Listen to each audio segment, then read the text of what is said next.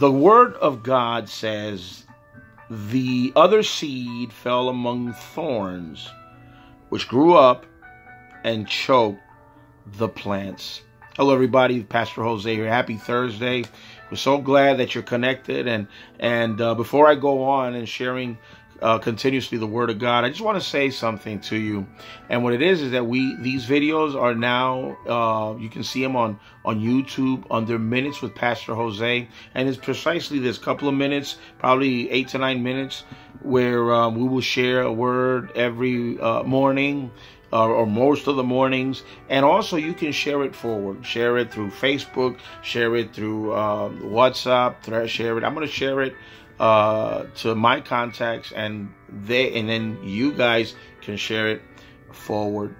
But the word that I just read and I'm sharing with you, the way that Matthew explains it on verse 22 on chapter 13, it says that the seed falling among the thorns refers to someone who hears the word, but the worries of this life and deceitfulness of wealth choke the word, making it unfruitful. Now, there is something that competes against the church, and it's the attractions of the world. When the attractions of the world is there to help the cause of the enemy to try to take our minds and our vision and our focus away from the Lord. And there is a focus that is taking place where it shouldn't be. You know, we have our focus placed where it doesn't need to be. The word that we just read talks about, and we know about people that are in church, that loves the Lord. They go to church day in and day out, and these are but these are people that they believe themselves to be, you know, what we call autosufficient, that they believe that God needs our help to try to solve issues of people, or very well our own issues. And until we learn how to rest in Jesus, we will never bear fruit of who we are in Jesus, because our trust is not going to be placed in Jesus Christ. Now, why is that? Well, because our dependence it's placed in what our eyes can see rather than what our eyes cannot see, but we can feel. Does that make sense? Let me explain this to you. I remember one day we were in part of a small church.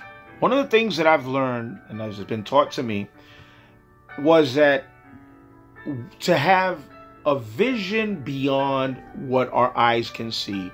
Like, for example, if we see a burning building and God leads us to that burning building, He wants to do something through that burning building, we were taught that do not look at that building as a burning building, but look at it as what the building will look like after you guys are done.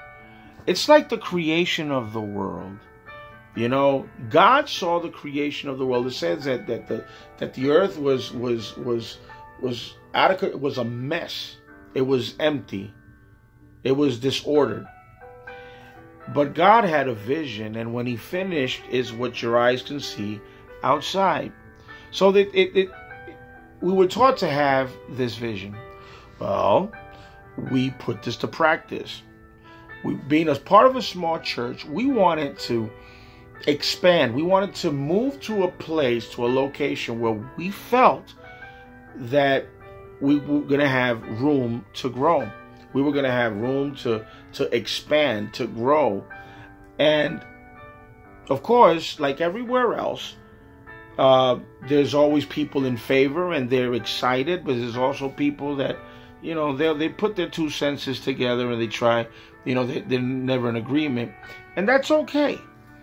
I remember having a conversation with somebody, and I said, you know what? My faith is so big that I know that that I might not have the money right now to buy this, but I know that God will provide. I believe that God provides. I serve a God that provides in ways that we just don't know how. So what was told to me by this man was, I too have faith, but my logic says, and right there I just shut down. Because when you're telling me that you are going to focus more on your own logic than on the logic of God, that means that you can't tell me that you have faith when you put your logic between this. Why? Because the thing about it is that when you say the logic says, my logic is telling me that I don't have the faith that I need to believe in what God can do. I am more dependent in my logic on what my eyes can see more than what God can do. My logic is not God's logic, because God is a God that he is very illogical. But with him being as illogical as he is, he will act upon things that are not logical to me to make things work.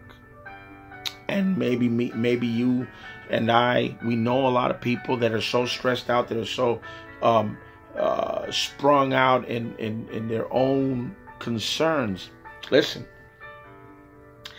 it's time to take our eyes and our focuses in things that we can see, and to put our trust in the one who we cannot see.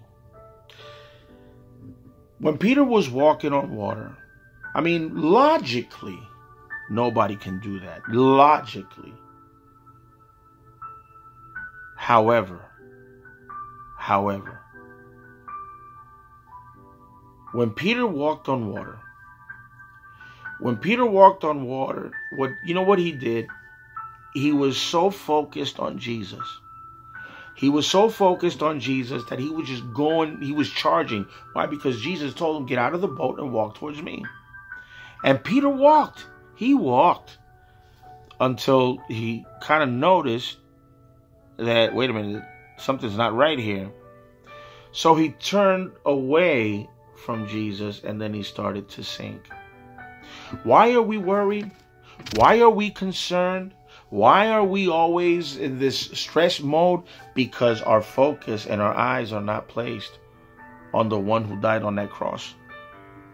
Now, if our focus would be in Jesus Christ, I guarantee you we will learn how to believe God, how to rest in God, and we will learn how to depend totally in God. I tell you, I learned how to do this. I didn't know how to do this, but I learned how to do this. So my word to you today is keep your eye on the Lord. You've heard that saying, keep your eye on the ball. Keep your eye on the Lord. Keep your eye on the cross. Keep your eye in Jesus. May God bless you today. Have a great Thursday. I'll see you tomorrow. Tomorrow we're going to be finishing this off. We're going to be talking about when the seed fell in good soil. What will this say to me tomorrow? God bless you. Have a great Thursday. We love you.